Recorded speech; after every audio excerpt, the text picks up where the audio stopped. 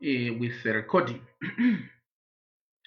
So, you know what? I welcome you once again because we are coming from independence celebrations. You know, this year's celebrations are something else. We all agree because of the challenges that we are facing. COVID, you know, whoever came up with this, if it is true that this thing came from a person, truly that's not a good thing.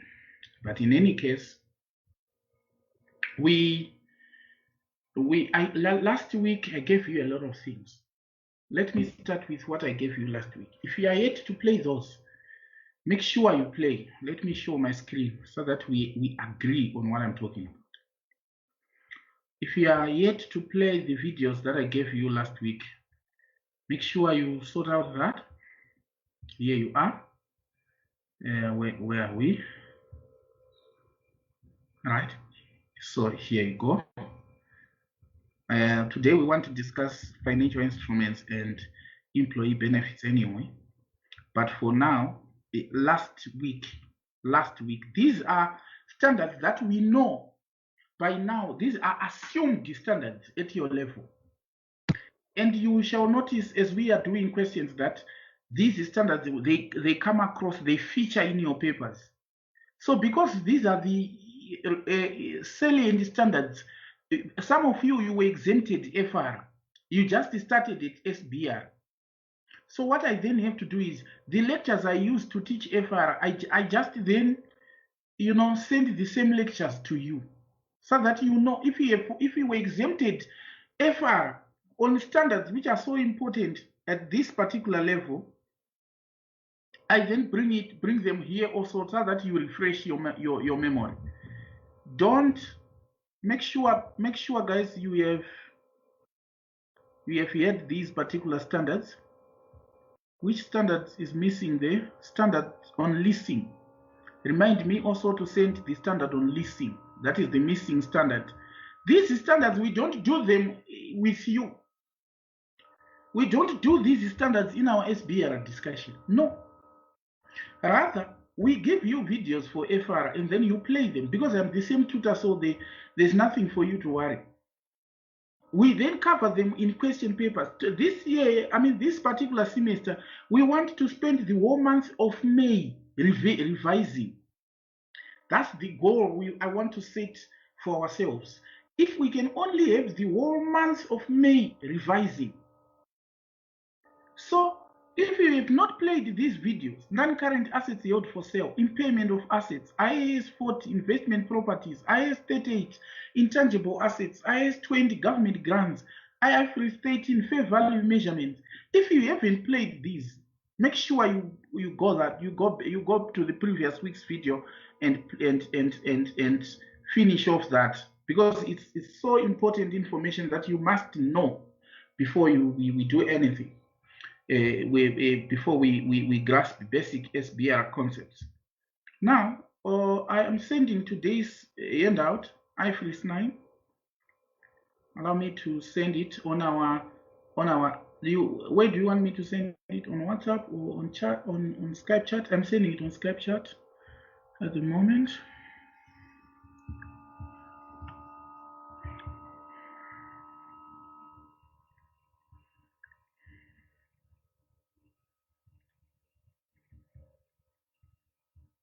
Right, where are we?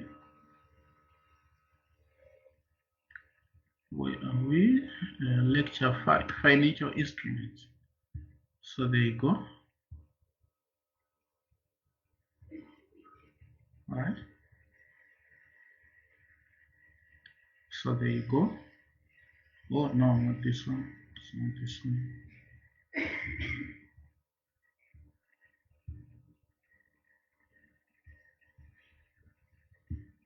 Financial instruments.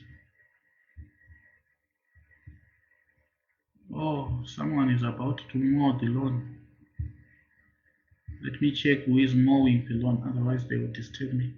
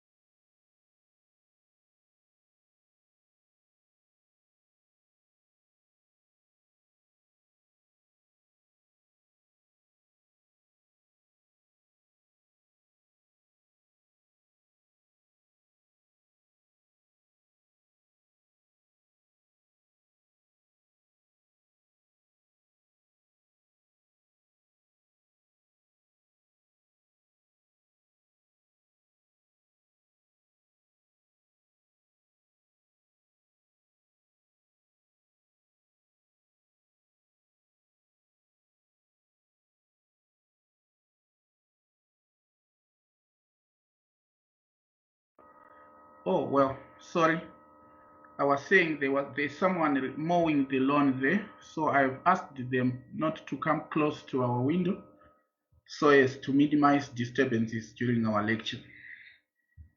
All right. So what we want to discuss is financial instruments. Financial instruments. It's a very important standard. You have come across this standard in your earlier studies.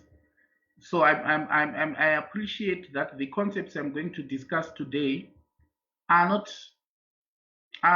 substantially the concepts are not substantially new, but they are they cover stuff that you already know.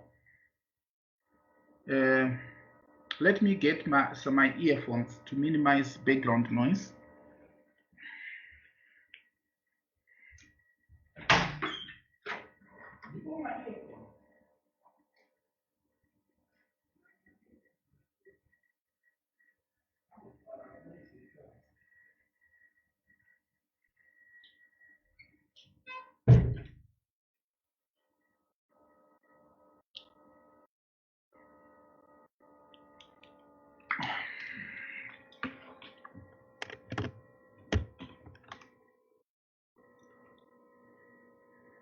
All right. But tell me, are you still hearing the background noises?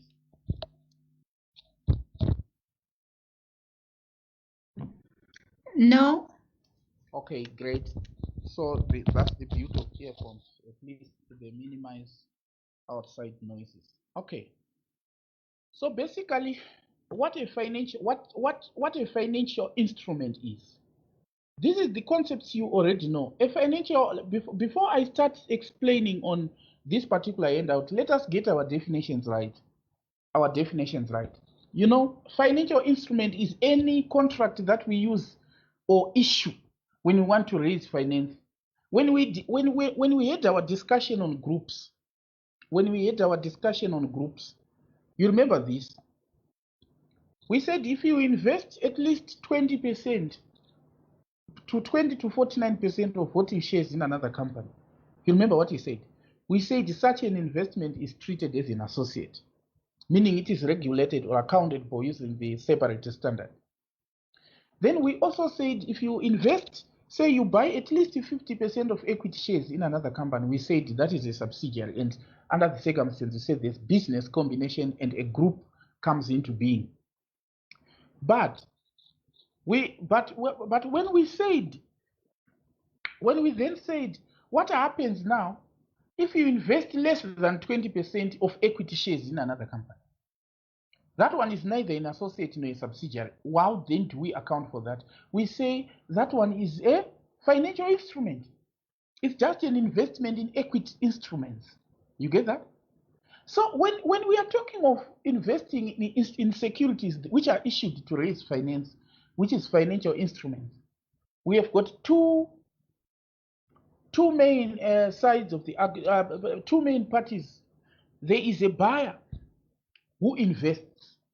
So if I issue shares and you buy shares, we say you are an investor. We say you have invested in equities of Atlantis.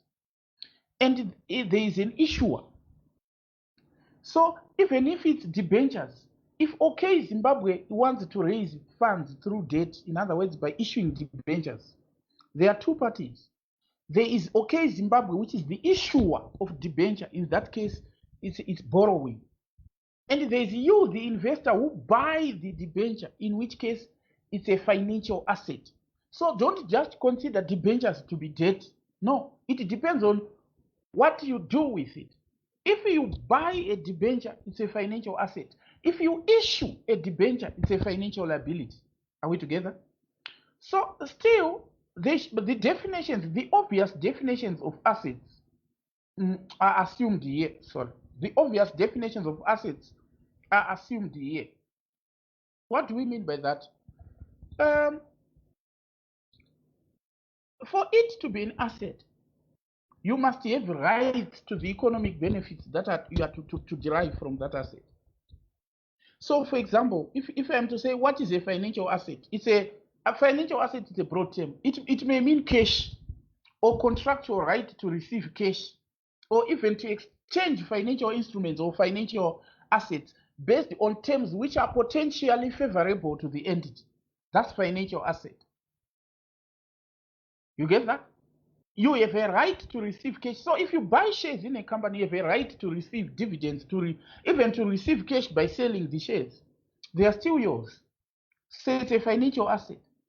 A financial liability, on the other hand, it's a contractual obligation to deliver cash, or to deliver, or to pay to transfer economic benefits from the entity, or even to exchange financial instruments based on terms which are unfavorable to the entity. You get that? So financial assets are what? Cash, or even equity instruments in another entity, or even a contractual right to receive cash or to exchange financial assets, instruments based on terms which are favorable to the entity. Financial liability, on the other hand, these are obligations to deliver cash or to transfer economic benefits, or even to exchange financial instruments based on terms which are unfavorable to the entity. So a financial liability is basically a liability, but this time it is a liability associated with financial instruments, like when you're issuing shares. Now, when we are issuing debentures, sorry. Now, when you issue, concerning financial assets, they are not like necessarily instruments. Even receivables are financial assets. Because if I have receivables, it means I have a contractual right to receive cash. If I'm to get money from customers, it would mean I have the contractual right to receive cash. So to me, if I'm expecting to receive cash, it's a financial what? Asset. So loans receivable, suppose it's a bank, loans receivable, it's a financial asset. Loans obtained, it's a financial liability. All right. Now, coming to the handout now, there are quite a lot. Before I come to the handout, remember, concerning financial assets, there's also equities. Equity means you are said to have invested in equity if you've got residual interest on the assets of a business when all liabilities have been paid. Put in simpler terms, we are saying equity means being entitled to what is left. You are an equity holder if you are entitled to what is left. That's residual interest. No wonder why you get the greatest return, because you bear the greatest risk. You get that? So, what are the characteristics of an equity? Characteristics of an equity, we say you have invested in an equity if the investee has no obligation to pay you. We say you have invested in equity for Atlantis if we don't have an obligation to pay you. Right. You get what is left, meaning if in the event of liquidation, should we pay every prior claim and then you get the residual interest. You get that? You are a party to a financial instrument if you are bound by the contractual obligations or contractual provisions of the instrument. The moment you are relieved from the duty to conform to the contractual provisions of the contract, you de-recognize a financial instrument. You de-recognize it from your books. So suppose you have got a debenture, you issued a debenture, in other words, you have got debt in your books. Once you repay debentures, you have relinquished the obligation. You have discharged the obligation. So we no longer want to see you with debentures in your books. You get it? So once the contractual provisions have been satisfied, or contractual duties have been satisfied, or you are no longer a party to the provisions of the contract, you have to de-recognize financial instruments from your books. So important. So you recognize if you are bound by the contractual provisions of the instrument, you de-recognize if you are no longer bound by the same contractual provisions of the instrument. Now let me now discuss this. So you notice I have tried by all means to summarize this. Can you imagine I typed all this? So classifications of financial instruments. So this is how financial instruments are classified. Now there are various ways we classify them. Number one is you classify them as either financial assets at fair value through profit or loss, or financial assets at fair value through OCI, or financial assets at amortized cost, or financial liability at amortized cost. So this is basically the classifications of financial instruments. You know, there are assets if you buy. If you buy, they are assets. But if you issue, they are not assets. Like if you issue shares, that's equity. It's not an asset. If you issue debentures, you are borrowing. You get that? Right?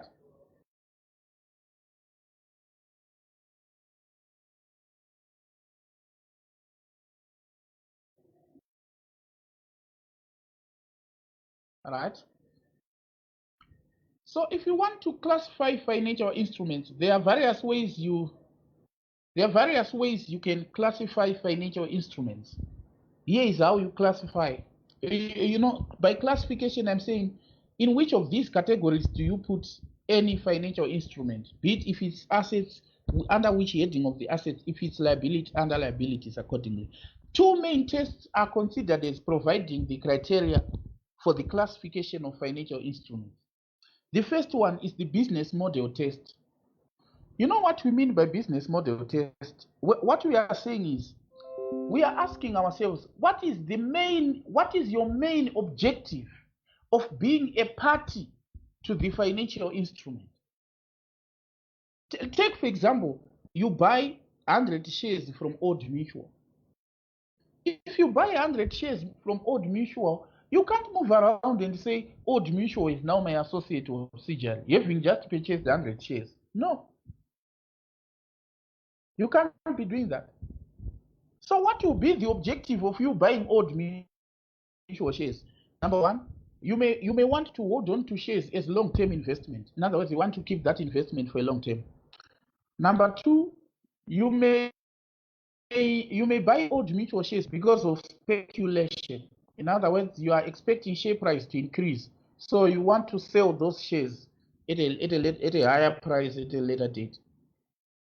So those are some of the reasons why you may buy Old Mutual shares, or even just to receive dividends. So depending on the objective, your objective of being a party to the financial instrument, it affects how it is then classified. So suppose you buy Old Mutual shares for short-term investment or for trading purposes. If you buy for short-term investment or for trading purposes, you classify them as financial assets at fair value through profit or loss. Meaning you'll be realizing fair value gains, and those gains will be recognized in profit or loss. Simple as that. But if you buy Old Mutual shares as a long-term investment, then gains or losses in fair value are recognized through other comprehensive income. Meaning if you buy them for long-term investment, you then recognize if there's any change in fair value, you recognize it through OCI. So here there are two things. If you are holding them for trading or for speculation, you put fair value through OCI. We call them available for sale. Such shares are called available for sale, meaning if there is a gain or if there is an increase or decrease in fair value, you recognize that in profit or loss because it's an available for sale security. Right. Then this point, please pay attention to this. There are instances when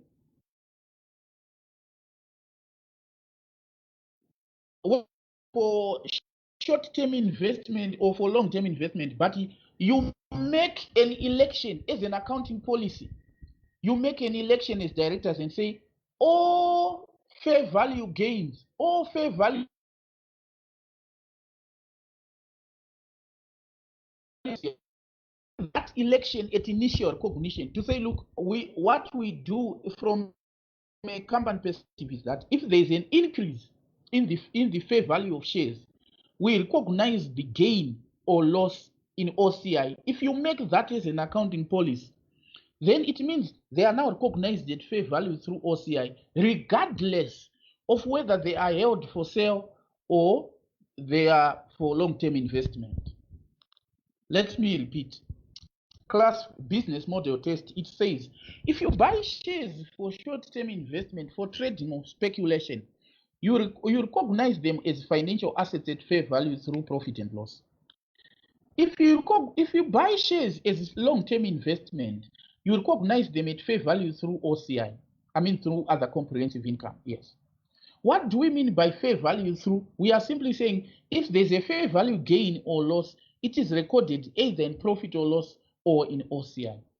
But now there's a situation when a firm has made an irrevocable election. In other words, once the firm buys a share, it elects to say the fair value gain is to be recognized in OCI. I mean in OCI.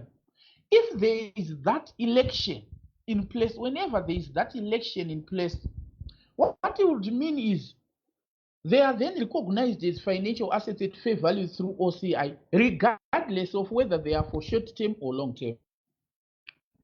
Then test number 2 is contractual cash flow test.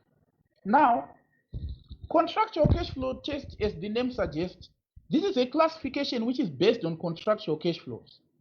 It's a classification where we base it on contractual cash flows. Can you imagine a situation where you buy debentures from OK? You manage to purchase debentures from OK. When you buy debentures from OK, you can't be telling us that you have bought those debentures because you're expecting fair value gain. No, because debentures are debt securities. So you have invested in debentures. But what you are doing is you are expecting a fixed interest payment. You're expecting fixed interest payment. And these interest payments are paid regardless of the changes in fair value. Unlike shares where fair value can change and then you sell it at a higher price. Debentures, what you get is contractual. Interest is stated on the debenture. And we may say it is redeemable after 5 years, meaning within 5 years you cannot redeem it. So you have to receive interest, and then principal amount on maturity. So what you get, they are called the contractual cash flows. The moment you are bound by contractual cash flows, then we recognize such at amortized cost. We recognize such at amortized cost. If it's a debenture issued, it's a financial liability at amortized cost because the issuer is borrowing. If it's a debenture purchased, like you purchase loan notes, if you purchase, we can't say it's a financial liability because you are purchasing, so it's a financial asset. So you recognize it at amortized cost. You get it? Now, listen. Initial and subsequent measurement of financial instruments. When you're saying initial and subsequent measurement, what you're actually saying is what do you record on transaction date and at what amount? And subsequently, when you are preparing financial statements, which amounts are recognized in profit or loss and which amounts are recognized in statement of financial position. Now, let us start by classification when you're saying financial assets at fair value through profit or loss. When you are saying financial assets at fair value through profit or loss, e.g. shares held for trading or available for sale or short-term purposes. Initial measurement, like if you buy shares from Old Mutual, 100 shares, those are financial assets. And you buy them for short term, so at fair value through profit or loss. On the date you buy them, you record in your books, you record an account which is called financial assets account, or some put it as investment account. So you record it and say cost, which is the fair value or the amount that you pay to get those shares. But you know what happens with shares? You may pay transaction costs like brokerage fees and stuff. Now, if classification is financial assets at fair value through profit or loss, initial transaction costs are expensed to profit or loss. In other words, initial transaction costs are not part of the financial assets, are not part of the investment, but rather you expense them to profit or loss. And then for subsequent measurement, notice it's financial assets at fair value through profit or loss. That's what that tells you is at each at each and every reporting date, we'll be determining the fair value. So suppose you buy them for $500 and now they are 560. In statement of financial position, you record the 560, you measure them at fair value, but the 60 goes to profit or loss. No wonder why we say financial assets at fair value through profit or loss. If there was a decrease, it still goes to profit or loss. Now, suppose you now have financial assets at fair value through OCI. For example, shares that you buy as long-term investment. Under the circumstances, as the name suggests, it's the change in fair value goes to OCI. So what do you do on the date you purchase these shares? On the date you purchase, you record them at fair value, which is cost. Fair value, which is the cost. And if there are any initial transaction costs like brokerage fees and stuff, they are capitalized, meaning they are added to the cost. Notice the difference there. Through profit or loss, they are expensed. Through OCI, they are capitalized. And then subsequent measurement, meaning at each and every reporting date, what do you do? Because it's financial assets at fair value through, it means you'll be recording at fair value at reporting date. But if there's a movement in fair value or change, the change in fair value goes to OCI. Then there is financial assets at amortized cost, e.g. bonds purchased. Suppose you purchase bonds. We call these financial assets at amortized cost. How do you go about it when you are having financial assets at amortized cost? Initial measurement. Suppose you purchase, you know what? Key thing here is purchase. If the same statement says bonds issued, it ceases to be an asset. It becomes a liability because you don't issue an asset. You purchase an asset and issue a liability or an equity instrument. So if it's a financial asset at amortized cost, like you buy debentures from OK, initial measurement is equals to fair value, which is the cost. That's the amount you record initially. Subsequent, if there are any initial transaction costs, again, they are capitalized. But when it comes now to subsequent measurement on these particular assets, because they are at amortized cost, in other words, you record them at amortized cost. What it means is you have to prepare an amortization table for such instruments. And then when you are amortizing, you use what is called effective interest. If it's a financial asset, effective interest becomes the finance income. You know, if you buy debentures, you are receiving interest. So effective interest is the finance income. And the coupon payments that you are making is a periodic cash flow. Again, these financial assets at amortized cost, they are also tested for impairment. And we test for impairment using expected credit loss model. I shall show you shortly how the model operates. Now, there is financial liability at amortized cost, e.g. bonds issued. So if you issue bonds, it's a financial liability at amortized, it's a financial liability. If you purchase bonds, it's a financial asset.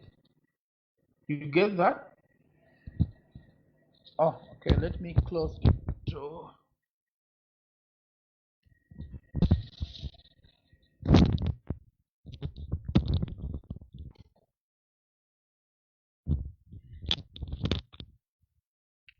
Right. So what I was saying, if you issue bonds, it's a financial liability. If you purchase bonds, it's a financial asset. Get that? So financial liability at amortized cost, like bonds issued.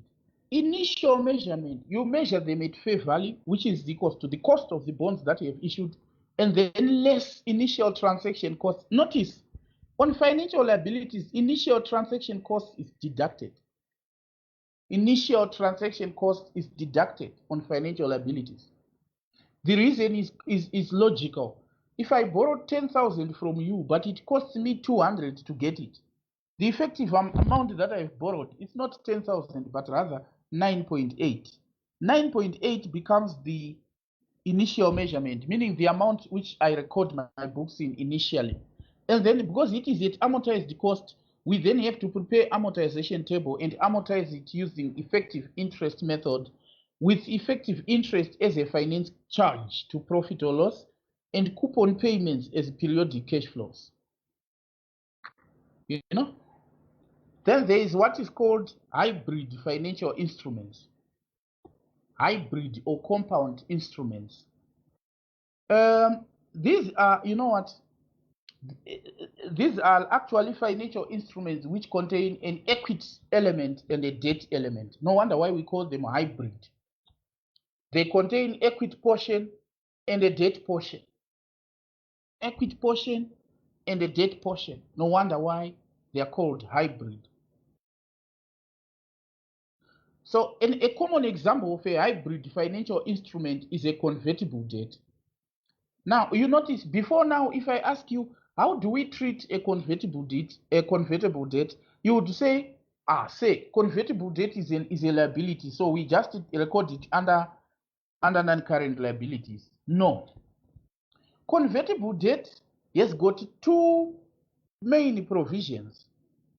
If you have a convertible debt, it means after a specified time, let's say 5 years, you being the holder of that debt, you have a right either to get your money back or to have the debt converted into shares.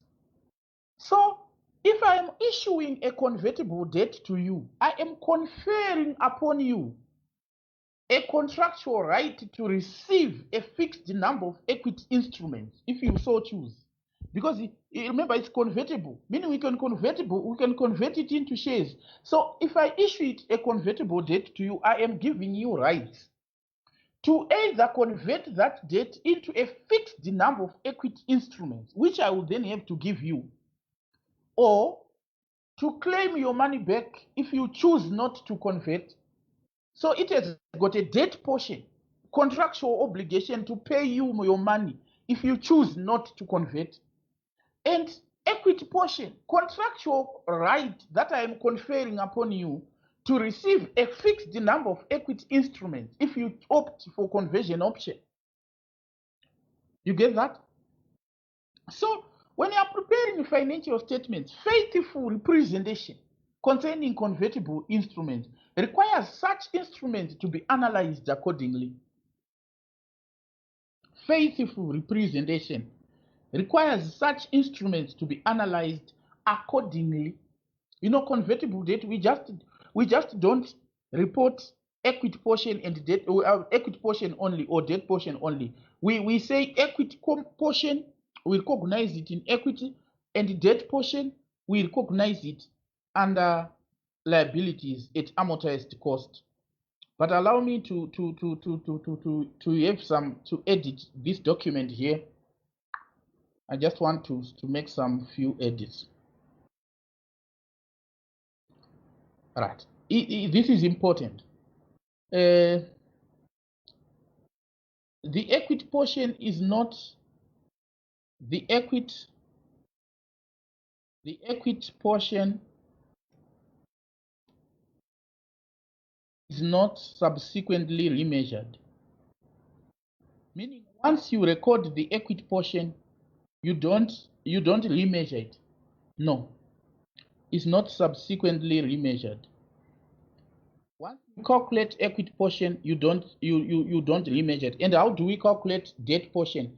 Debt portion, you simply say PV of interest plus PV of par value. Equity portion, just to say par value minus debt portion. Once you have separated them like this, then the equity portion is not subsequently remeasured.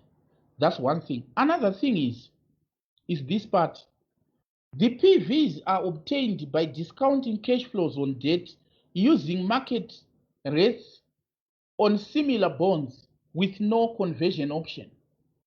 So when you are calculating PV, you use market rates of interest on similar bonds without conversion option. You don't discount with coupon. No. Coupon is a cash flow. It's not a discount rate to use. So important. All right. Then another point perhaps is if there is any initial transaction costs,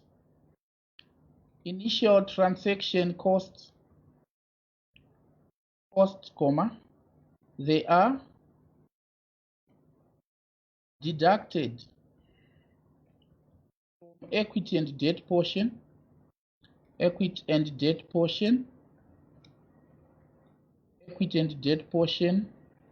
in proportion to their carrying amounts. Carrying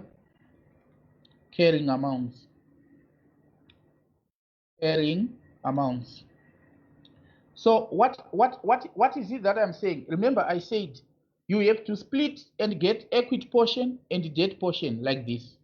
After you have obtained equity portion and debt portion, and there are any transaction costs, you have to remember these are financial liabilities, so transaction costs are deducted. But you may ask, do I deduct them from equity or do I deduct them from debt? After separating equity portion and debt portion, transaction costs, you just deduct them from equity and debt in the ratio of the carrying amounts of equity and debt. So if equity is 88 million, debt is 2 million, it means the transaction cost, 80% of transaction costs will be deducted from debt, to the 20% from equity, something like that. Then impairment review. As I said, debt financial instruments are also, especially those instruments which are held at amortized cost, like debentures that you purchase, etc. You must test them for impairment. That one is a very important point. They must be tested for impairment. You may say, why say? Remember, testing for impairment meaning undertaking sponsoring a discourse as to, are you likely to recover your money back? Are you likely to recover your money? Isn't there a situation where the carrying amount of your investment is more than the recoverable amount? Isn't it that possibility? If that possibility exists, what it means is you then have to test them for impairment, because you are not allowed to carry assets at a higher value than what you can recover.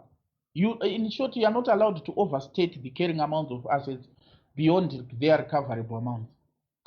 So if you have a situation where OK is in the newspapers and they are saying OK, OK is in the newspapers and they are saying they don't even know whether they are going to pay the interest in the next payment date. There's a talk that creditors are threatening to mount a class action or to attach certain assets to have their money paid. If there is those rumors about OK and you have purchased the debentures from OK, the logical thing for you to do is to test those debentures for impairment, meaning, are you able to recover the full amount you have invested in those debentures? If the recoverable amount is lower than the carrying amount, then you have to recognize impairment loss. How then do you test for impairment? You use what is called expected loss model. Here's how it goes. If it says it goes like this. If remember, impairment loss is an expense to profit or loss, so we should not debate on that. Whenever you recognize impairment loss, you are crediting financial asset and debiting profit or loss because it's an expense. So what you do is, if there is no change in the risk profile of OK Zimbabwe Limited, if there's no significant change in the risk or in credit risk from the last financial year to date, if there's no significant change, the impairment loss that you can make is limited to 12-month expected losses. Are we together? If risk has not increased significantly since initial recognition, then impairment loss should be equal to 12-month expected credit losses. However, if the risk has increased significantly, then impairment loss is restricted to lifetime losses. These are the things I need to illustrate to you. Impairment loss is restricted to lifetime losses.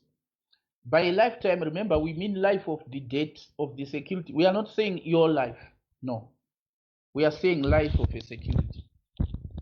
So there's a thing like this. Let's say there's a debenture that we have issued.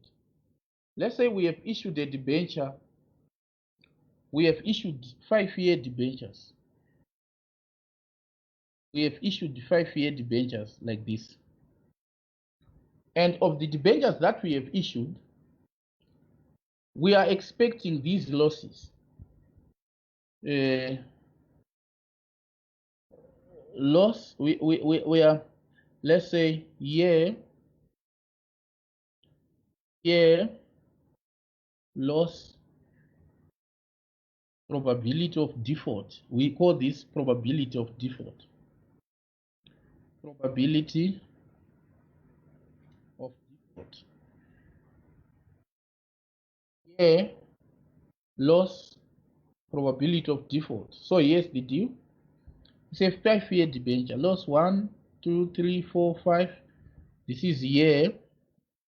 Loss, let's say year 50,000, 50,000, 500,000, 480,000, 480,000, 320, 1, 2, 3, 550, 1, 2, 3, 140, 1, 2, 3. These are the losses you're expecting. So probability of default, it will be like, this is what we, probability of default, let's say 0.15, 0.1, 0.25, 0.3, 0.2. So these are your default. So what we have is what is called expected loss.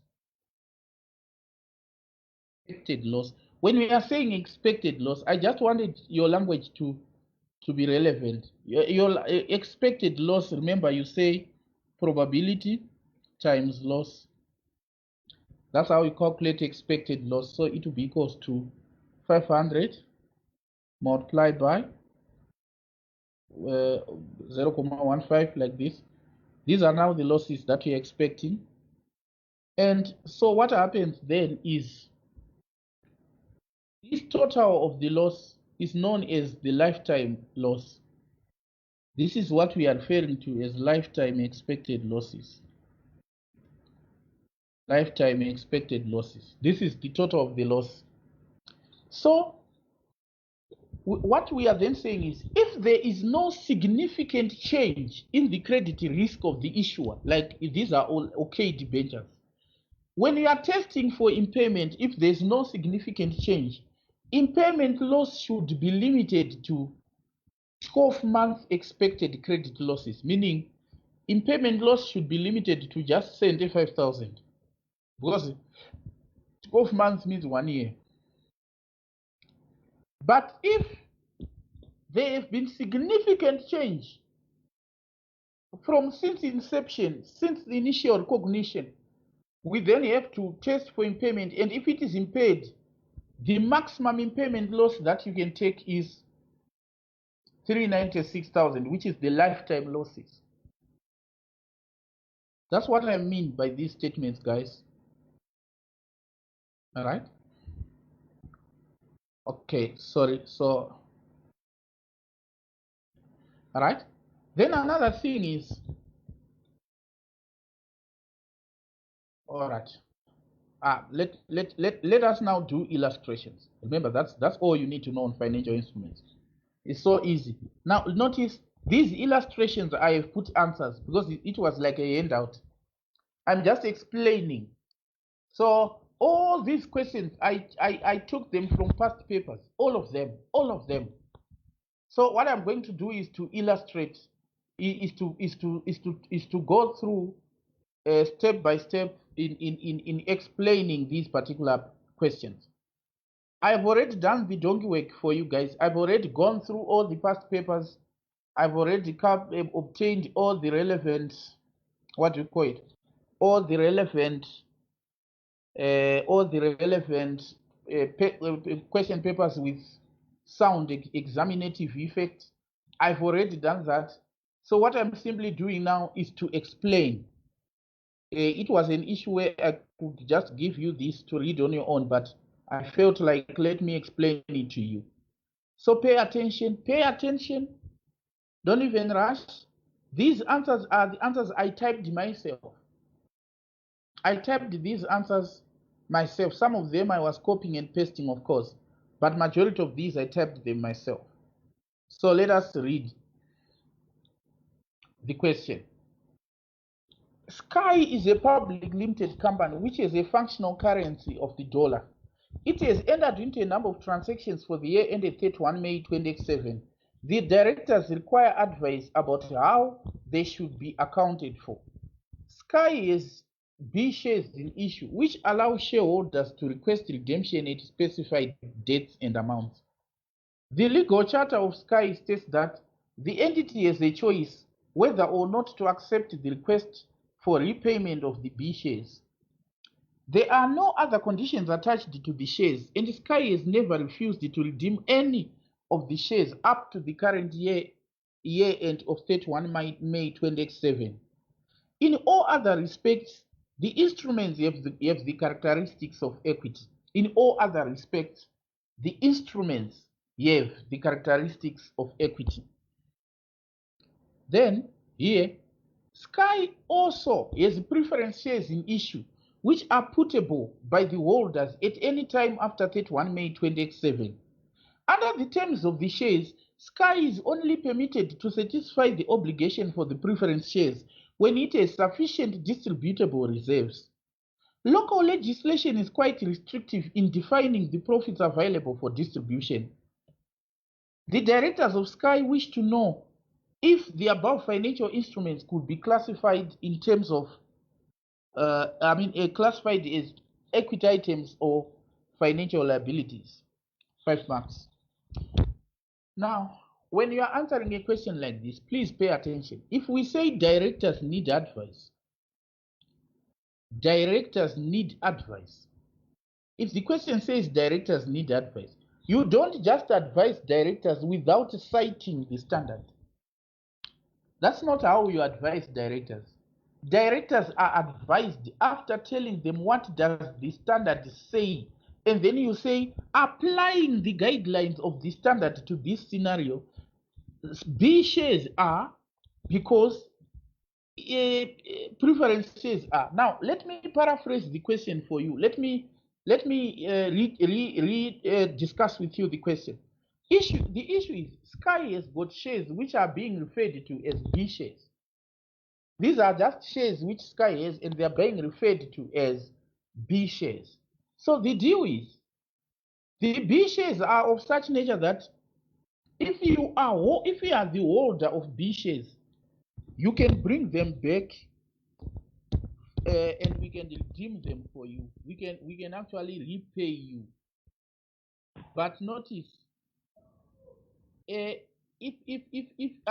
we are Sky or Atlant and we give you shares and we call them B shares, and then we say we can repay you for the shares that you have given us. If we say that, but we don't have an obligation to repay you, we have a choice. Notice, you are the shareholder. You can bring the share to us, back the company, to say I need repayment. But as a company, we don't have an obligation to repay you. So even though they are saying, even though Sky has never refused these repayments, but notice, Sky has no obligation to repay you. So we give you B shares. You can bring them back, but we don't have an obligation to repay you. So can you unmute? Do you call this equity or liability? Is this equity or financial liability?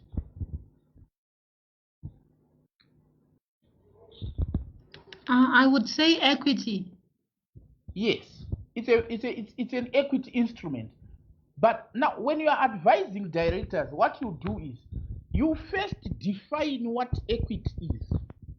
To say an equity instrument is any contract which evidences residual interest in the assets of a business when all liabilities have been paid. You have to define it. Then you say a financial liability is a contractual obligation to deliver cash, or even to deliver a financial asset to another entity, or to exchange financial instruments based on terms which are potentially unfavorable to the entity. You first define it.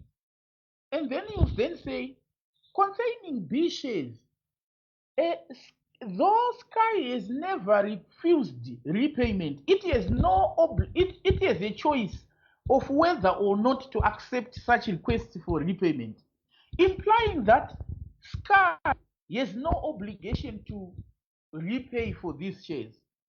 So if we don't have an obligation to repay, it has got characteristics of equity, in which case it's an equity instrument. Now, that's your answer. That's your answer. Now notice, then you go to preference shares. Let us see what they are saying concerning preference shares. You know, preference shares are putable. You know what to put something is to sell it. You know, if we say you have got a put option, it means you have a choice, a right, but not an obligation to sell it. No wonder why we call it a put option. So if we say Sky has preference shares which are putable by the holders at any time after 31 May 2027, we are simply saying, you being a holder of preference shares, you can bring your preference shares back and sell them back to the company. That's what we mean by putable. So what it means is these shares are putable by contract. It's not like you have a choice.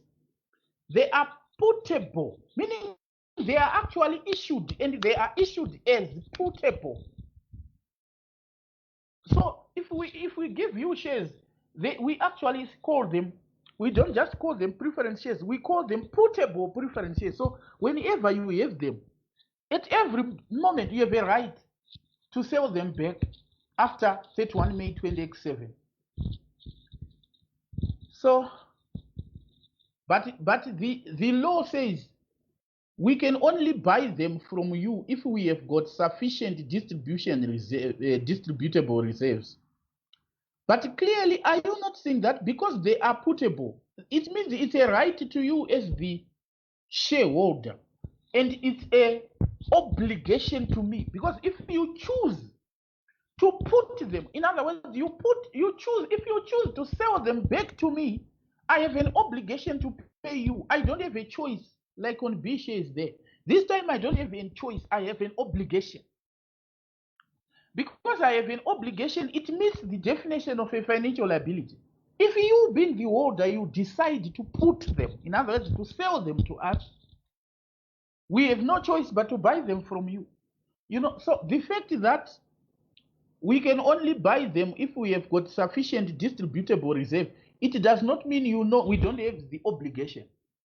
You know, it's similar to a statement which says you can only pay your creditors if you have got cash. So you can't say, because I don't have cash, so I don't have an obligation. No. If a statement says you can only pay your creditors if you have got cash, you can't then move around and say, because I don't have cash, so I don't have an obligation. No. They're saying Sky is permitted to satisfy the obligation, meaning it's an obligation. If it has sufficient distributable reserve, meaning if it does not have distributable reserves, it still have to pay later when the reserves are there. So the obligation still remains. So you can see that preference shares there, they meet the definition of financial liabilities. Right. Then illustration number 2. Illustration number 2. On 1 March 2026, all these I took them from past papers, guys. You're actually doing past papers right now. On 1 March 2026, Kasun invested in a debt instrument with a fair value of 6 million.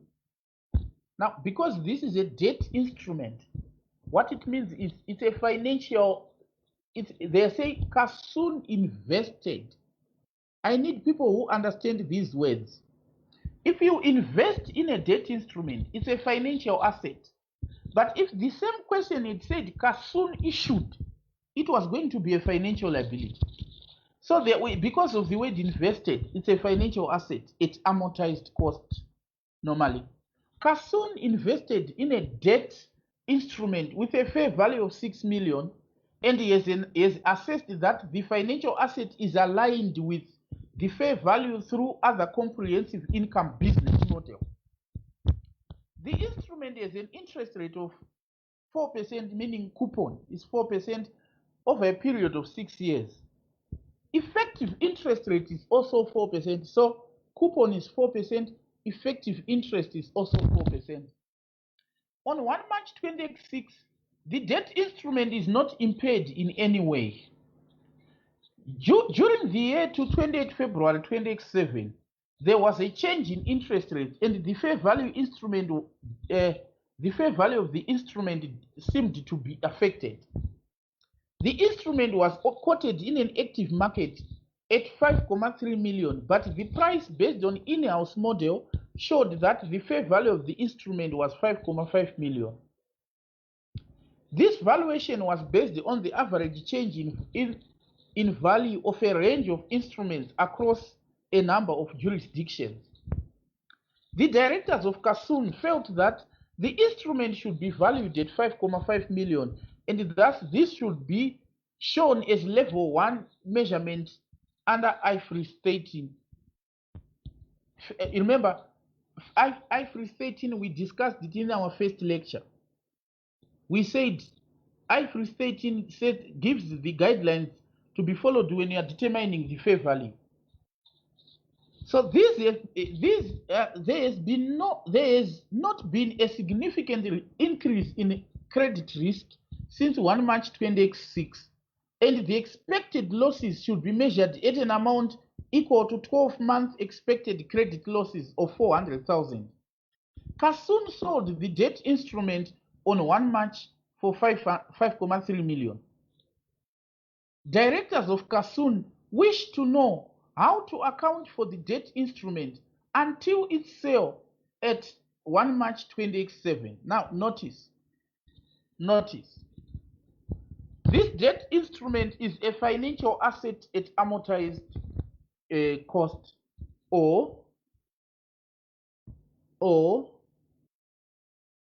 they are saying the financial asset is aligned with fair value through comprehensive income business model. In other words, this time they are accounting for it as financial asset at fair value through OCI. And whenever you have invested in a debt instrument, I said you should test it for impairment. But remember, it is being recorded at fair value through OCI. It means at each reporting date, we need to determine fair value. And when you are determining fair value, you must follow the guidelines of IFRS 13, fair value measurement. And perhaps you might have forgotten, I need to bring you up to speed with what actually is it that we said fair value measurement is all about. Fair value, according to IFRS 13, is a market-based term. It's not a firm-specific term. Are we together? When we say this is the fair value of the instrument, according to IFRS 13, we are referring to a market-based determination of fair value, not firm-specific. So, when an active market exists for a security, like if it is quoted in an active market, according to level 1 inputs, whenever an active market exists, the fair value is the market value. Are you getting what I'm saying? According to level 1 inputs, when an active market exists for an instrument, the fair value is the market value. So for this particular debt security, an active market is there, and the active market is 5.3 million. But directors are saying, no, let us use our in-house model to get the fair value. Now they are saying, in-house model, it's like they want to use their own firm-specific model to determine the fair value. And now they are saying, using the in-house model, the fair value is 5,5. So clearly, since there is an active market which is saying fair value is 5,3, we then need not to use an in-house model. The 5,3 quoted price becomes level 1 input. So directors are not saying it right. They are saying level 1 inputs is determined using an in-house model. Yet level 1 inputs or level 1 measurement says whenever a security has a quoted price, the fair value is the quoted price without any adjustment. That's level 1 input. So in that vein, they are saying directors of Kasun need advice. So you have to advise them. So as you can see, what I'm saying here is what they've done. So the solution will be like this. Let me show you how it is done. The way it is done here, it's not user friendly. Let me show you. Let us do it together here. Let us do it together here. There is, let's say here, opening balance, then effective interest. This becomes income to statement of profit or loss, and then coupon, and then closing balance. Why are we doing this?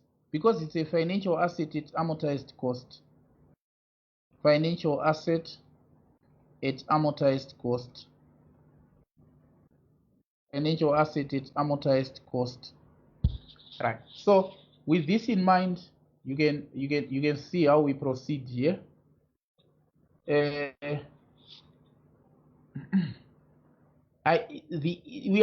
just want to do the first year here, which is the year to 28 February 20x7. So it's the year is 20x7.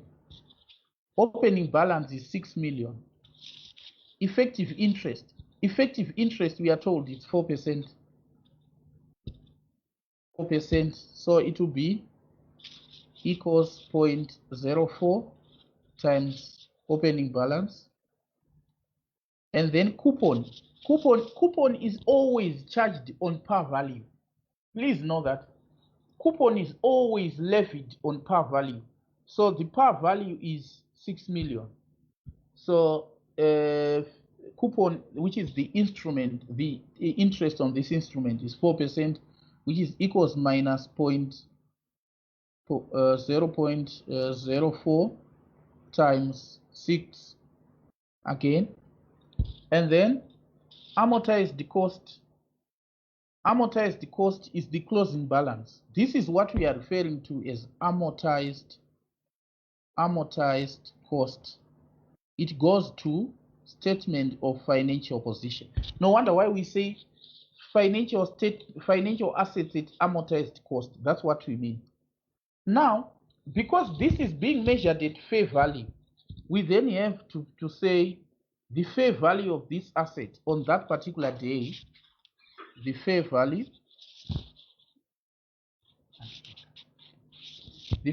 of the, oh, sorry guys.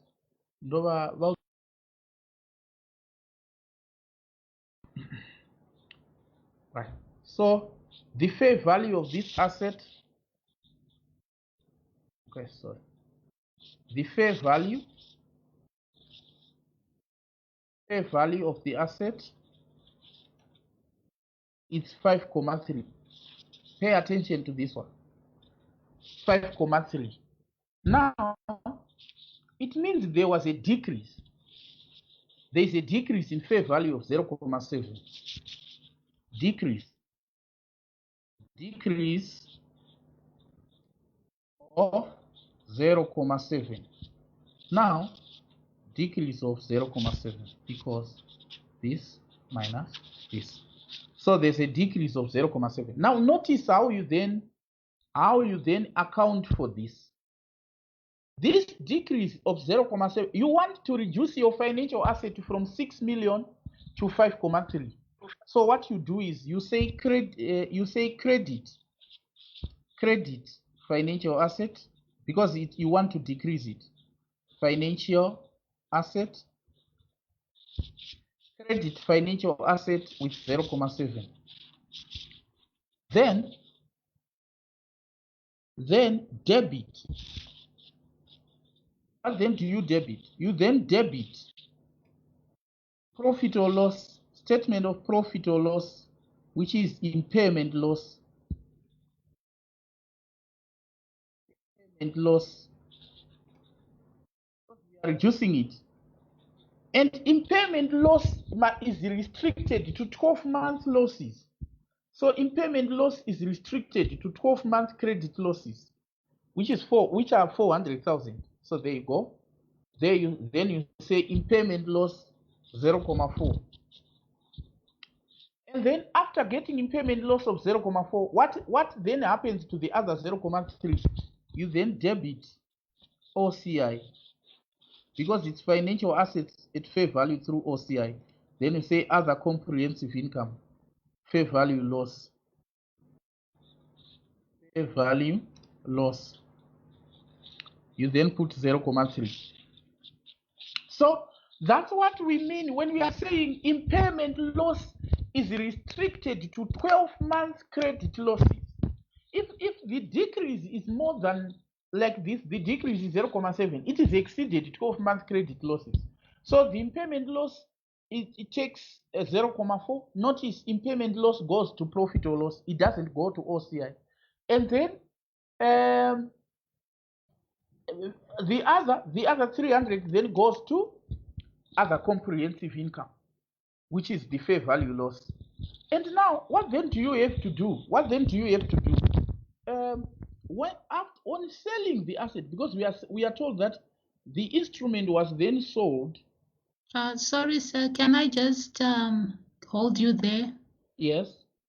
What are the journal entries for the coupon and the effective interest rate? Right. Effective interest rate, as you can see, are you not seeing that effective interest rate is added? So effective interest, you credit. I mean, you debit. Effective interest in this case, it's finance income. So with effective, so I can put the journals. Let me say finance income. Finance income. So there you go. So finance income, you then say debit. Debit. Financial asset. Financial asset. Debit financial asset 0.24. Credit profit or loss, because it's other income. We have invested in debt, so we are an investor. So what we are getting is statement of profit or loss, other income. Other interest receivable. You get that? 0.24. Then if you need the journal entries for coupon payment, you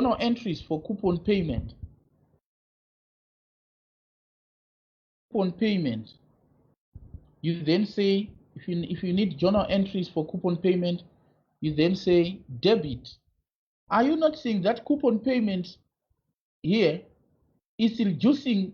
It's actually coupon. When this coupon payment, we are the ones receiving it. Remember, we invested in debt. So when we are saying coupon payment, actually it's coupon being received by us. So what you do is you debit bank, because you are receiving it. Bank, actually, let me say coupon received, so that it will actually make sense. Coupon received. You say debit bank 0.24, and then you credit.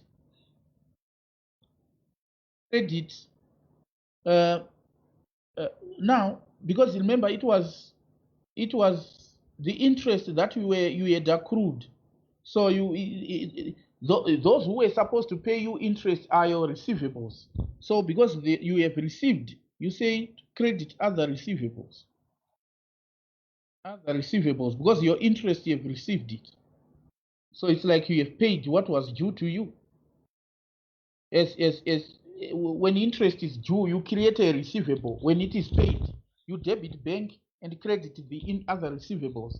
So the question said, directors of Kasun, they wish to know how to account for the debt until it's safe. So what we are doing here is called accounting for the debt. This is the answer I want. No wonder why I said that issue where if you are answering it, I need the journal entries like this. Let them be presented nicely so that we know.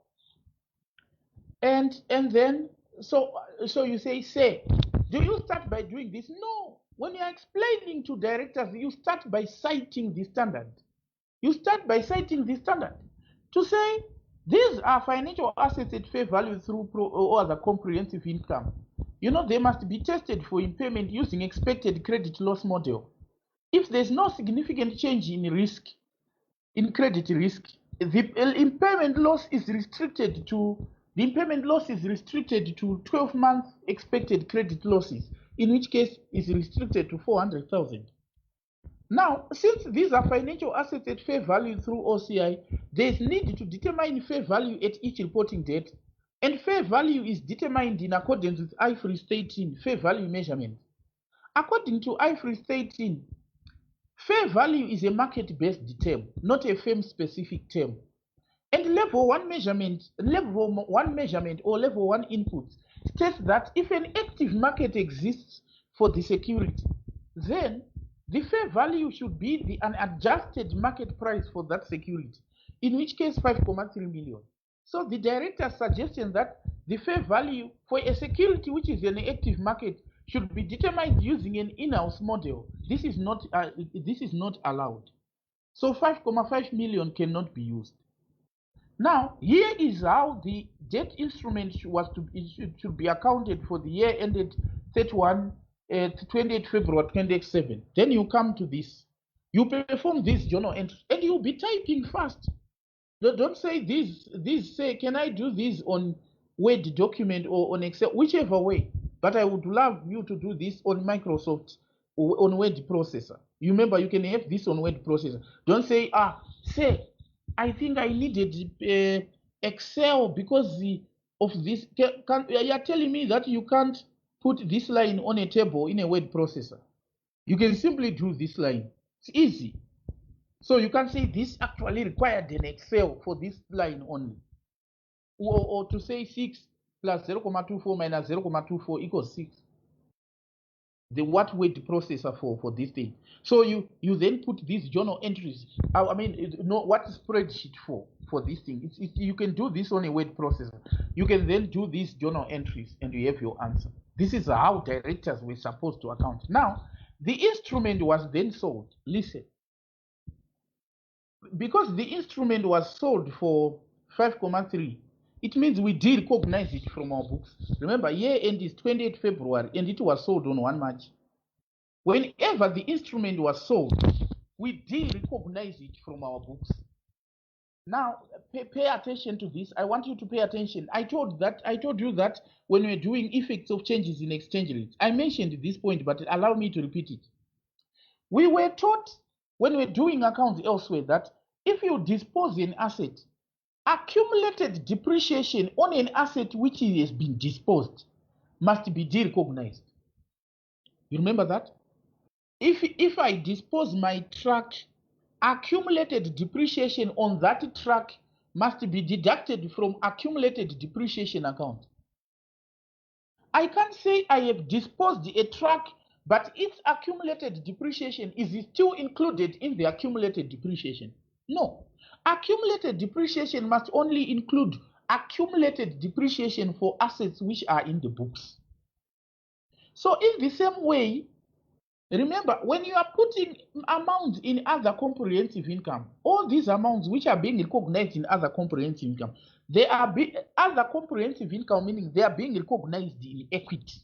That's what it means, because other comprehensive income, it feeds an equity account which is called other components of equity. So when we are saying we are recognizing them in other comprehensive income, truly speaking, we are recognizing them in other components of equity in the statement of financial position.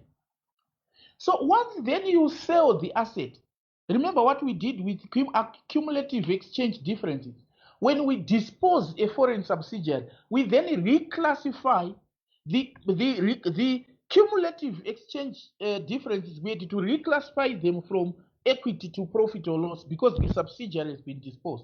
In the same way here, if we have got cumulative fair value gains or losses on the financial asset at fair value through OCI, and that asset is subsequently disposed, the cumulative fair value gains or losses is reclassified from OCI or from from OCI to profit or loss, or put simply from equity to profit or loss. That's what you were supposed to say, because they are saying it was then sold. So you are saying on sale of the asset, you debit cash, of course, and you credit financial asset because it's no longer in your books. Remember, it was 5.3 yesterday, and you sell it tomorrow or today at 5.3. So you credit bank, you credit financial asset, debit bank because you no longer have it, and then previously recognized exchange gains or losses. I mean, previously recognized the fair value gains or losses recognized in equity must be reclassified to profit or loss. You get it? So this is the solution to the question. So that's what they're saying. To say when the bond is sold for 5.3 million, the financial asset is derecognized. Yes, you credit the financial asset because it's no longer there. And the loss of 0.3 million, meaning the loss you have previously recognized in OCI, is reclassified to profit or loss. No wonder why in OCI, there are two sections in the OCI. There are items which may be reclassified to profit or loss, and items which will not be reclassified to profit or loss. So by reclassifying to profit or loss, we mean if you then derecognize that particular item, you reclassify whatever you were recognizing in OCI to profit or loss. The reason why you reclassify to profit or loss is because you have sold it. So if you sell something, then it goes to profit or loss. You then have to reclassify to profit or loss. Right? Don't worry, we are moving.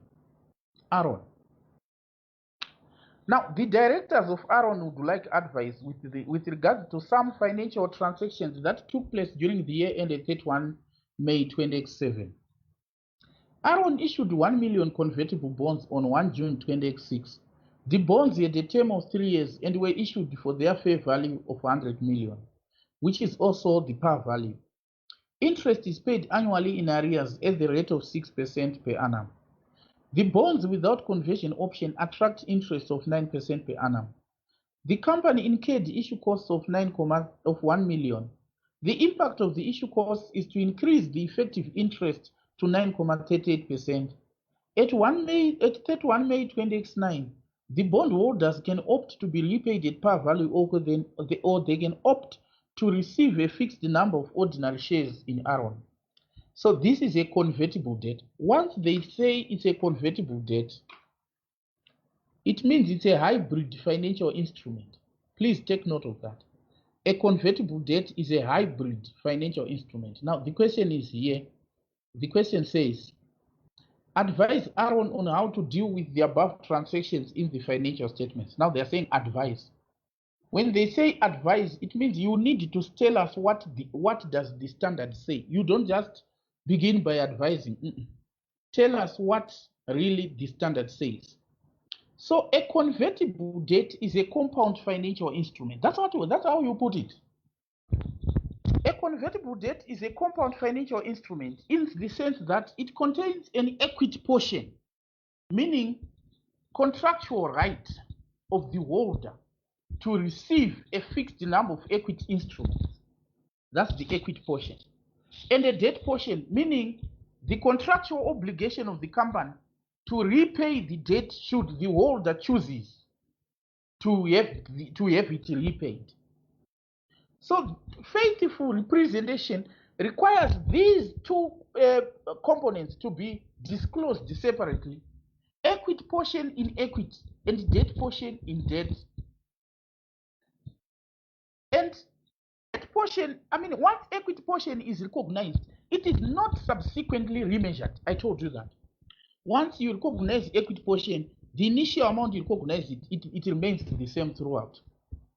But the debt portion, meaning if you then have the debt portion, it is then accounted for as a financial liability at amortized cost.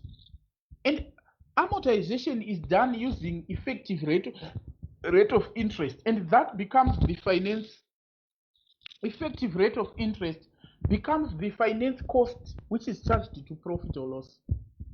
If there are any issue costs like this, in this case there are issue costs of 1 million.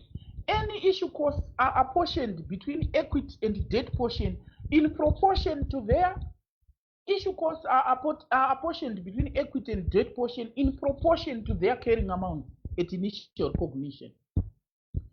By apportion, we mean they are deducted from equity and you deduct from debt in proportion or in the ratio of their carrying amount. Notice, I am explaining this, but I'm yet to compute, because directors are not interested much in your computations. They are interested in your explanations. When you are advising directors need to be told, what does the standard say? This is where you must place more emphasis as compared to how we do it. And then after telling them what does the standard say, you then say, applying the guidelines of the standard, here is how Aaron should account for the convertible debt. So what you then have to do, you need to first calculate the debt portion and the equity portion. And when you're calculating the debt portion, I said you calculate the debt portion by discounting. So the debt portion equals PV of interest plus PV of principal. Now interest is, these are 3-year bonds, so interest is 6% on par. Interest that you use here is the cash flow. Remember, you discount a cash flow, and a cash flow is this amount here. Interest is paid annually in arrears at 6%. This is the cash flow you discount. The actual interest which is paid. Now, the effective interest, like they are saying, the bonds without conversion option attract an interest of 9%. This is now the discounting factor. Remember, I told you that PVs are obtained by discounting cash flows on debt using market rates of interest for similar bonds without conversion option. This is what I meant. The market rate of interest for similar bonds with no conversion option becomes the discounting factor. So in this particular case, the discounting factor here, where was I? Is 9%. So notice how we calculate the debt portion. The debt portion, you simply say PV of interest plus PV of principal. So PV interest is 6% of 100 divided by 1,09. Remember how to you know how to calculate PV, right? If the interest rate is 9% or the discounting factor, you say 1 plus 9. 1 plus 9%, so it's 1,09 to the power 1. When it's year 2, they are now saying 1,092. It's a typing error. It was supposed to be divided by 1,09 to the power 2, not 92.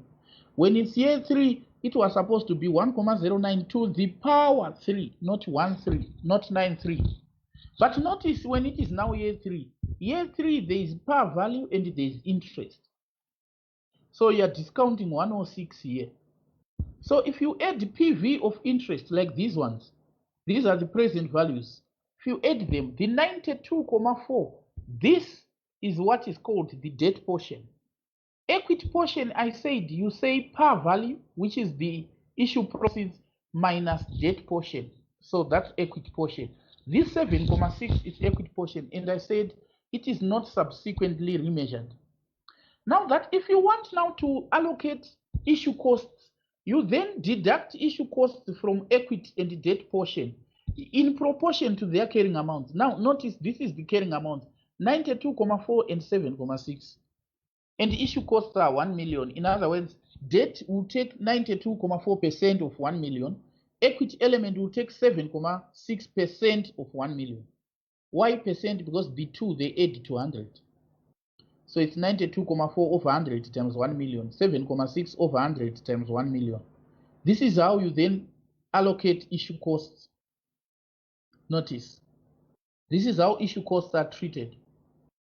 You first find debt portion and equity portion and deduct issue cost of 1 million in proportion to this amount. So after you have deducted, notice, equity component is not remeasured. Once you have found the figure at initial recognition, you don't subsequently remeasure it. But what then do you do with debt portion? The debt portion is then treated as a financial liability at amortized cost. In other words, you then have to prepare an amortization table. And we are told that effective interest, because of issue costs, is now 9.38. So effective interest is the finance cost to profit or loss, and coupon is the cash payment. It will be negative. Coupon is based on, notice, coupon is based on par value. So important.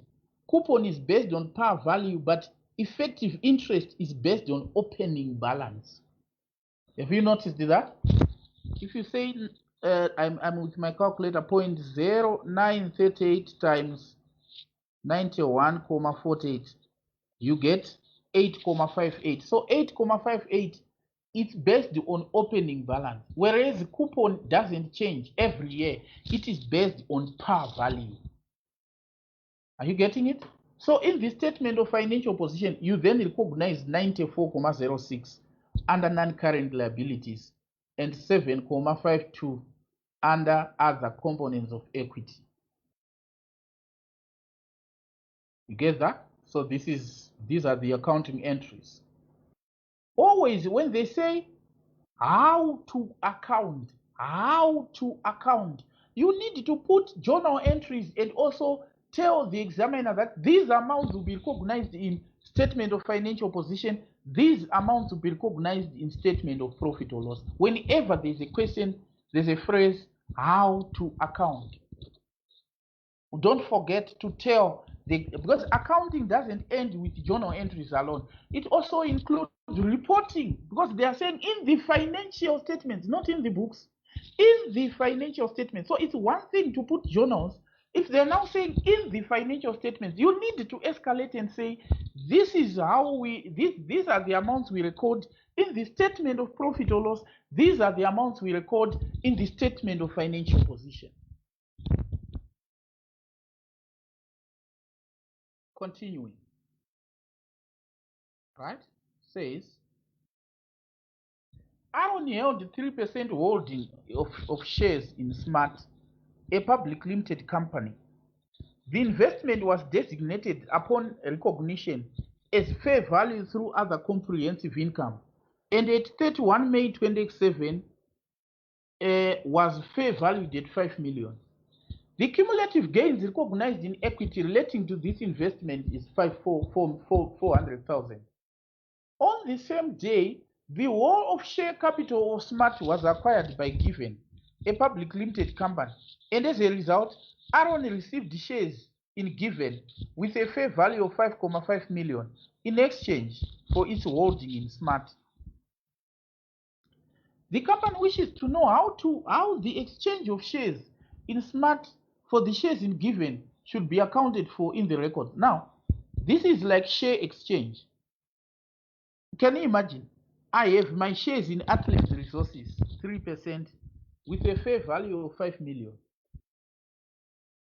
I was accounting for these shares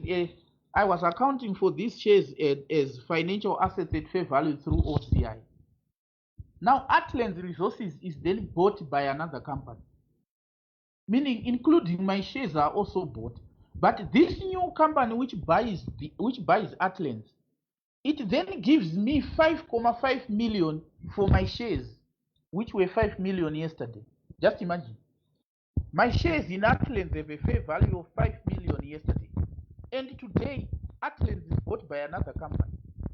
And for my shares, which had 5 million yesterday, this new other company gives me 5.5 million in exchange for my 5 million. It gives me shares with a value of 5.5 million.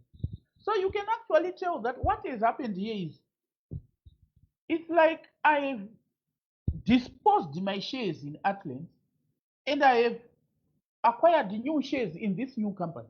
But it was a cashless transaction. It was an exchange. It amounts to, I said, look, guys, I have my shares for 5 million in Atlant that we have purchased. And they said, look, no problem. For your 5 million shares, we are going to give you new shares in our company now because we have purchased the Atlant. We are now going to give you new shares for 5.5 million. So effectively speaking, my 5 million shares in Atlant, I have disposed of them and I have acquired new shares in Given. That's what it means. My 5 million shares in Smart, I have disposed of them and I have acquired five new shares in Given. Now, because I have disposed the 5 million shares in Smart and I was accounting for them as at fair value through OCI, it means previously recognized the fair value gains or cumulative fair value gains recognized in equity, because when I was recognizing fair value in OCI, I was recognizing them in equity. You know, everything in OCI goes to equity. So in other words, all the previous fair values that I was recognizing, if there was a gain, I was recognizing cumulatively, they are now 500. And then I dispose. It then comes back to what I said before now. I said, when you dispose shares and they are previously cumulatively recognized the fair value gains in equity, you need to reclassify them from equity to profit or loss, or from OCI to profit or loss, to put it mildly. And then what, because the fair value of 5 and I'm now given new shares for 5.5, it means on disposing these I made a profit of 0.5. That's what it means. The fair value of 5 and I'm now given new shares of 5.5. So I've made a profit of 0.5. So going forward, I am now going to recognize 5.5 million as my new shares. So what is the accounting entry? Accounting entry is because it's like debit. My holding, I'm now going to increase it to 5.5. So it's debit 0.5. You are debiting investments, and credit profit or loss because I've made a profit of 0.5. And then the previously recognized accumulated fair value gains, I reclassify them to profit or loss. Right. So that's the answer there.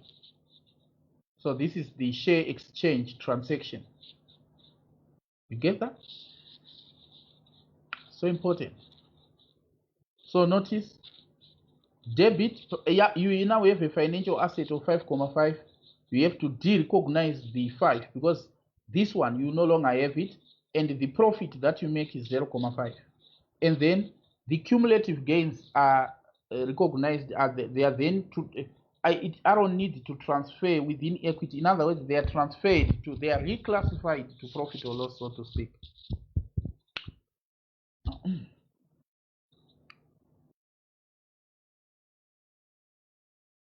Now, next, don't worry, I'm about to finish. On 1 June 2026, Aaron purchased the 10 million bonds at par, meaning when they say Aaron purchased 10 million bonds at par, it means the par value was 10 million. It means just that. These bonds had been issued by Winston, an entity operating in the video game industry. The bonds are due to be redeemed at a premium on 31 May 20x9. So that was 20x6, so it's 7, 8, 9, meaning after 3 years. With Aaron receiving 5% interest annually in arrears. So cash flow is the 5%. Effective interest is 15%. Now, effective interest, because Aaron purchased the bonds, so this is a financial asset. So effective interest is 15%, meaning you say opening balance 10 million, then effective interest, it's a finance income. It will be 15% of 10 million less coupon, so that you get amortized cost. Aaron holds bonds until redemption, but will sell prior to maturity if the higher returns become available. Winston's bonds were deemed to have a low credit risk at inception. So you are told that these bonds are to be held until maturity, but if there is a favorable price movement, they are sold. In other words, they are classified at fair value through OCI. Because if you can take advantage of fair value change, it means you can classify them at fair value. Why through OCI? Because they are being held until maturity. At 31 May 2007, Aaron received the interest due on the bonds. However, there were wider concerns about economic performance and financial stability of the video game industry. As a result, there has been a fall in the fair value of the bonds issued by Winston and similar companies. The fair value of Aaron's investment at 31 May 2007 was 9 million. Nonetheless, based on Winston's strong working capital management and market optimism about the entity's forthcoming results, the bonds were still deemed to have low credit risk. The bonds were still deemed to have low credit risk. The following the financial controller of Aaron has calculated the following expected credit losses for Winston based for Winston's bonds as at 31 May 2007. So these are the credit losses. There is 12-month expected losses and lifetime. You now understand. I told you how these are calculated. By lifetime, we don't mean life of the company, but rather life of the bond. So lifetime expected credit loss is 0.4 billion. So the expected loss is simply loss times probability. So like the way we calculate expected value.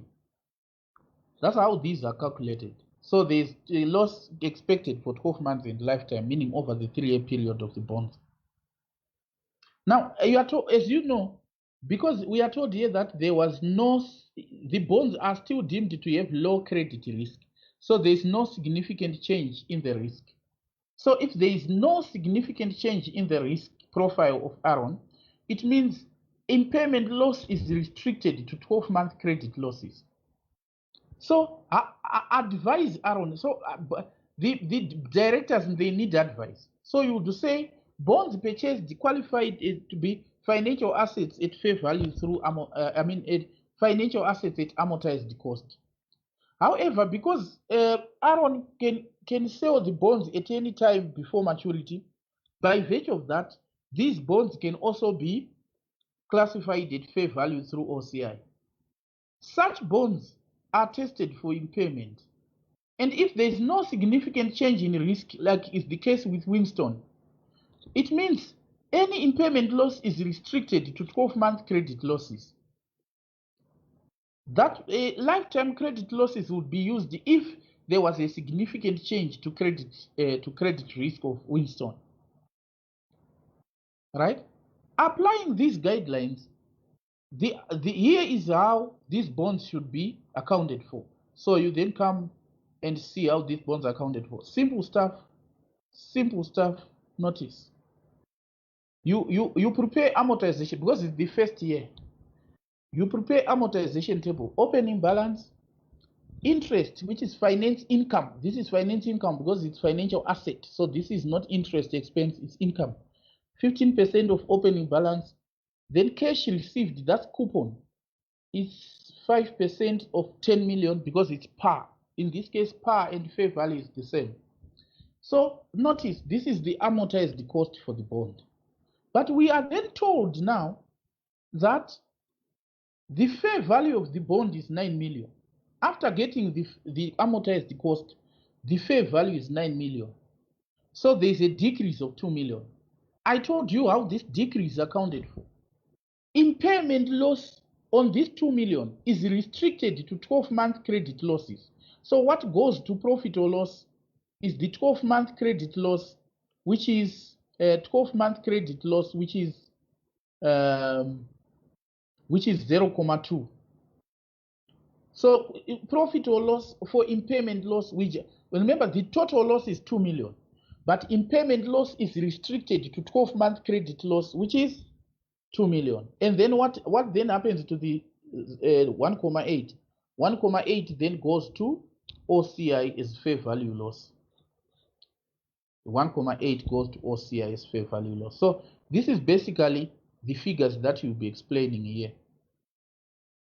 That's how you'll be explaining.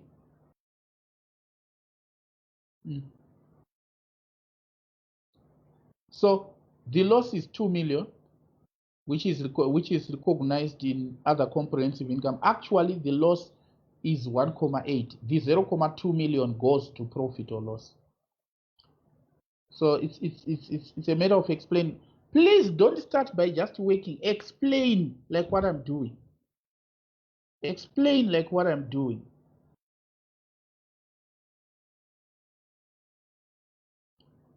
All right. Then next.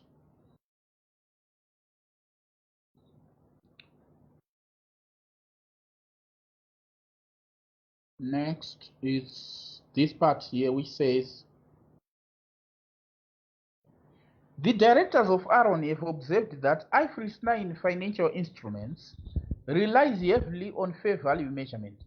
They are concerned that fair value is both judgmental and volatile.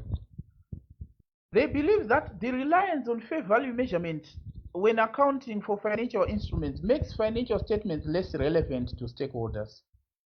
Required.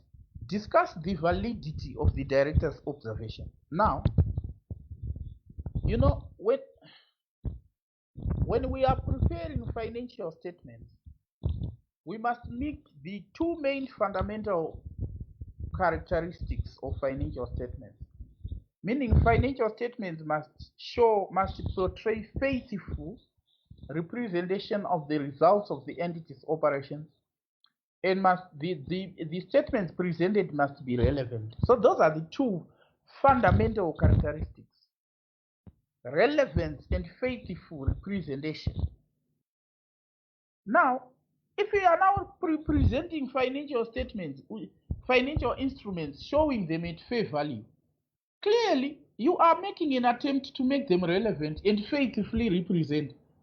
Actually, the director's assertion that they become less relevant to shareholders, this is misplaced, because having fair values actually makes financial statements relevant, unlike a situation where the values presented are not fair value. So directors are saying what directors are saying is not correct. Another thing is, directors are saying financial instruments are only measured at fair value. They are saying they are measured at fair value. No, it means what directors are saying.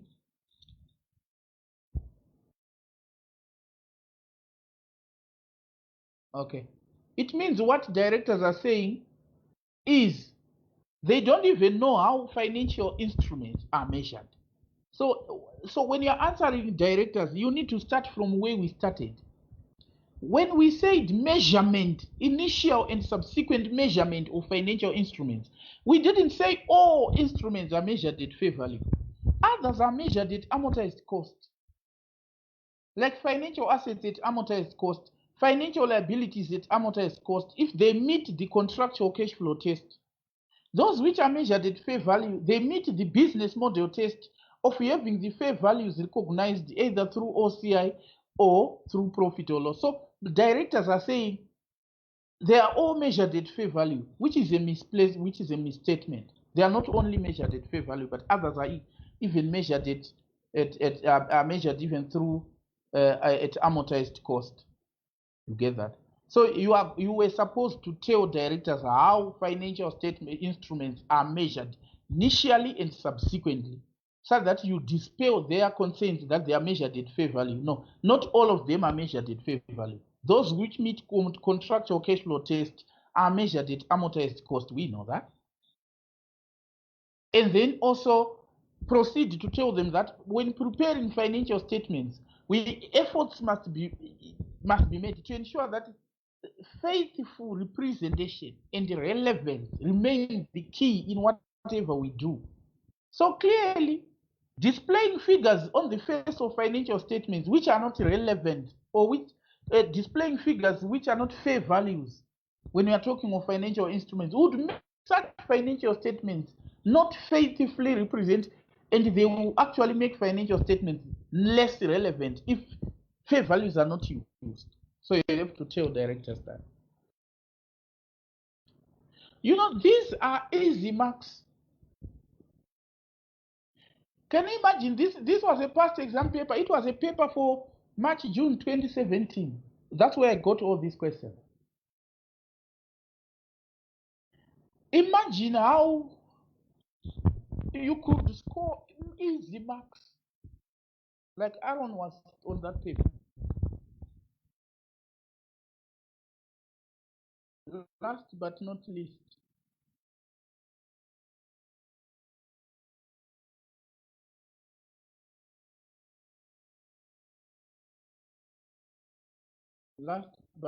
least, Aspire took out a foreign currency loan.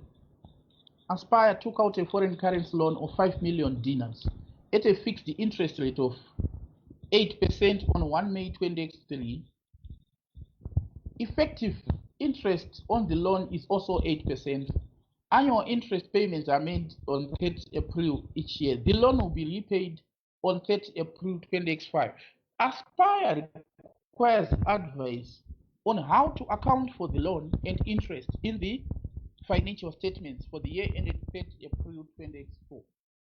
How to account for interest and for the loan in the financial statements for the year ended 30 April 2024. Now, this is a foreign loan, meaning it's a foreign currency transaction. It's a foreign currency transaction. Now, loan is a liability, meaning at each reporting date, you translate it at closing rate. You remember? Because the closing balance of the loan, it's a liability. So what it means is at each reporting date, you translate it at closing rate. So the loan is initially recognized at historical rate, meaning the rate which was prevailing when we got the loan, the rate on 1 May 2023. But on each reporting date, the closing balance on the loan is translated at closing rate. Now, interest on the loan, because it goes to profit or loss, remember every item which goes to profit or loss is translated at average rate. Because interest goes to profit or loss, it is translated at average rate. Now, the coupon payments are translated using the rate prevailing when we make the payment. Now, because coupon payment is not made, it is just made once a year or at a specified date. So we just use the exchange rate which was prevailing when we made the payment. You get that? So under the circumstances, when you take out a foreign loan, please pay attention on this one. When you take out a foreign loan, now these are the rates. The exchange rates were not given, were omitted when this question was typed. But actually, these are the exchange rates.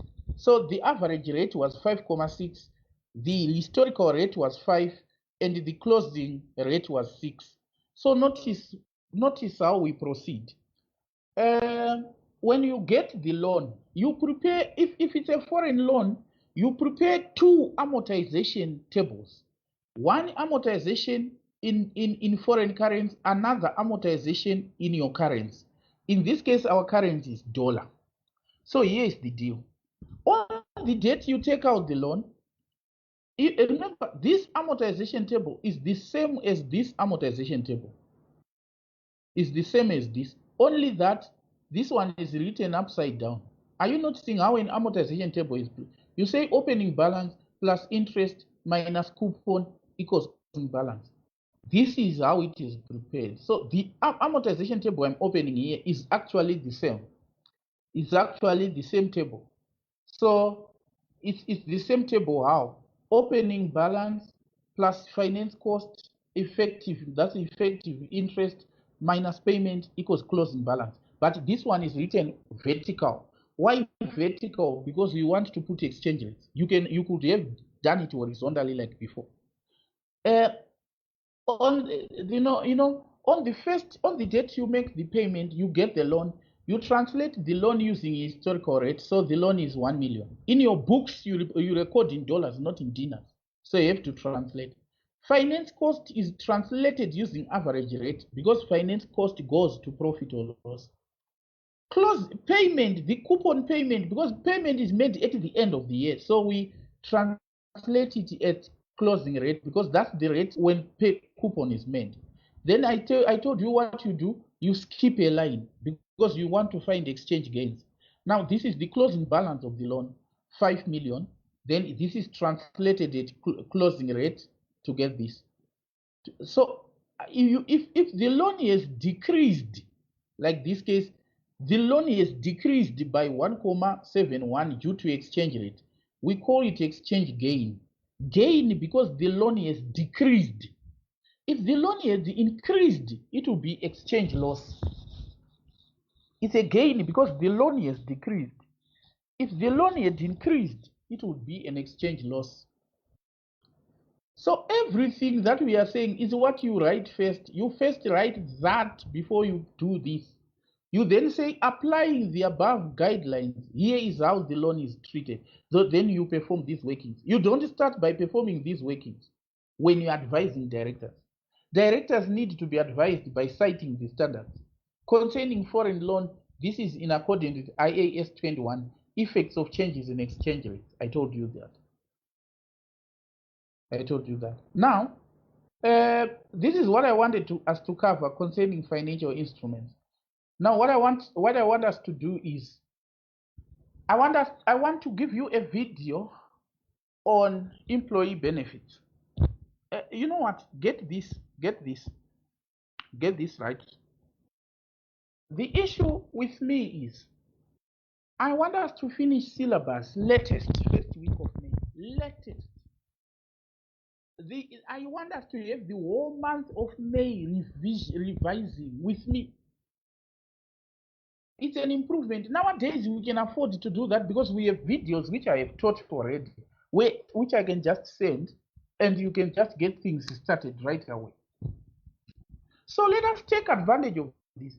When I give you a video, what it means is everything that I was going to say is in that video, and I'm still the same tutor. So it's more expedient if I give you the video so that we pull back, we actually pull back time for our revision so that May is now penciled in as possible. It's from, believe me, it's from experience. So this is then our to-do list. That's our to-do list. We now want to let me share my screen so that you the video on employee benefit, and then this one on financial instruments, it will be coming second. So this is let me fish out the video on employee benefits if I can find it. I've asked these guys to look it up for me. Let's hope I'm sure they loaded it. Employee benefits. Okay, so where can I get it? Where should I see? So I'll get it.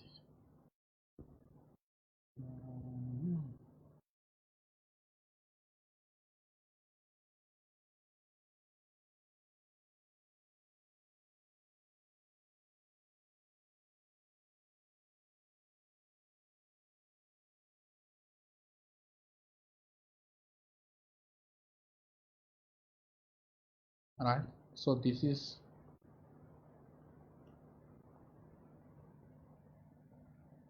well. Allow me to find it. I have to find it. I have to. All these are videos which you can play. So I want to give you the video on employee benefits. These things are done by someone else, so I need to see if they've loaded the video up or they haven't. If they haven't, then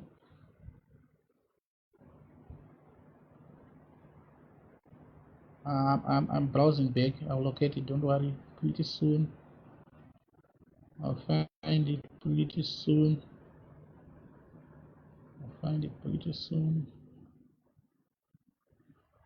I'll find it pretty soon.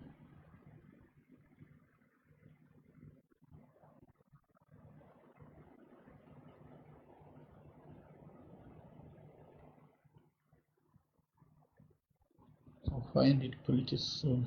Are you not seeing that? There's plenty of videos, but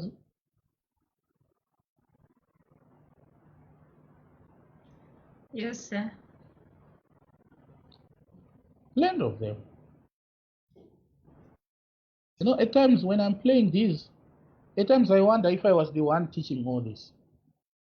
I actually wonder. So no wonder why nowadays I'm teaching I'm using English often, because these guys, they told me, say please don't overdo it in Shona. We will be streaming these videos, and it won't be right if we are now using Summon Imadi Kira, you know.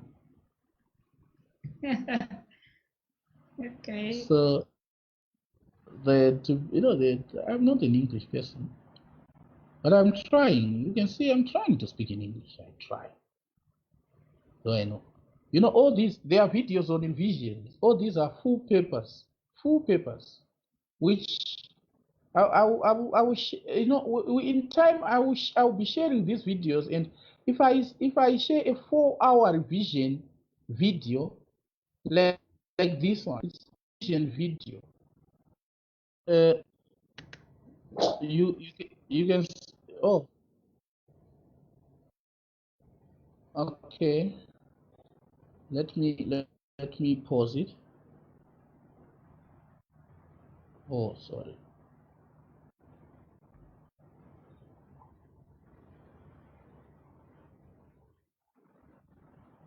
Okay, all right.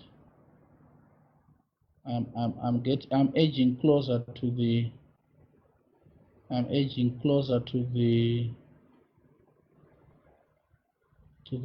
video on. You can explore videos beyond measure, and you can imagine all these videos are for free. You can play all these videos. Oh, okay. I'm now close now. You know, it was supposed to be done by these guys, but perhaps they left it up to me to look up for it. No, not some of the videos.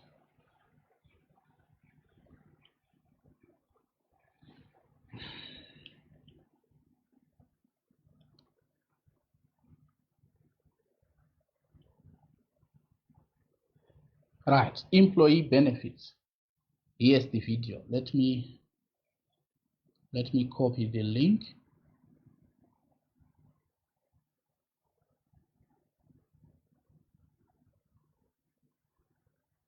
Or let me also share it to bring it up close. All right. So what I want us to do is to share with you this video, employee benefits.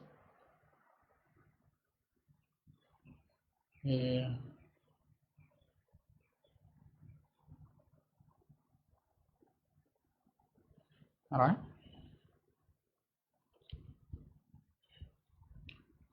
Okay.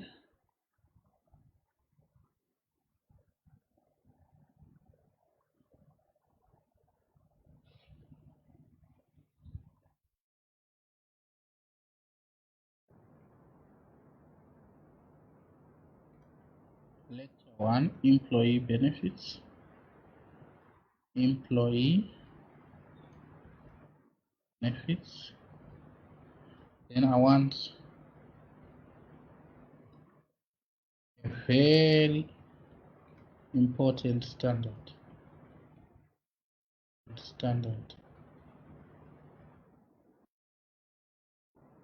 very important standard. That's employee benefits. And then this afternoon's lecture.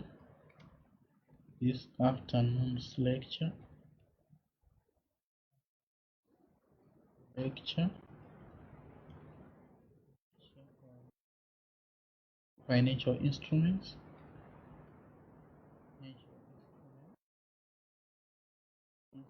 Else is being streamed. Is being streamed. We will share it so shortly. Share it shortly. Right. So the other one is being streamed. We share it. They will start this afternoon's second lecture. Let's say second lecture.